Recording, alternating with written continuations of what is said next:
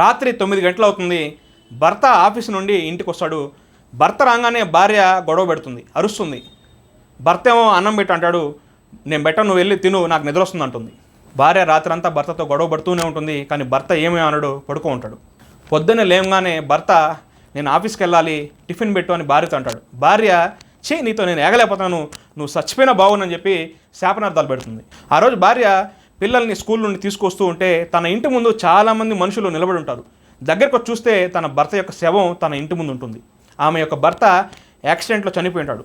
అది చూడంగానే ఆమె తన భర్త శవం మీద పడి ఏడుస్తుంది. బావా లేయి బావా, నీతో ఎప్పుడు నేను గొడవ పడను, ఇంకెప్పుడు నేను తిట్టని చెప్పి భర్త శవం మీద పడి ఏడుస్తూ ఉంటుంది.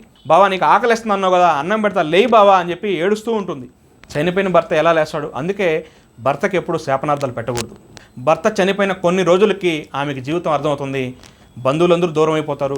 సమాజంలో కొంతమంది ఆమె వైపు చెడు దృష్టితో చూస్తారు. కొన్ని రోజులకి ఆమె ఉన్న ఇల్లు కూడా లాగేసుకుంటారు. ఆమె రోడ్డున పడుతుంది. అప్పుడు ఆమెకి భర్త విలువ తెలిసి వస్తుంది.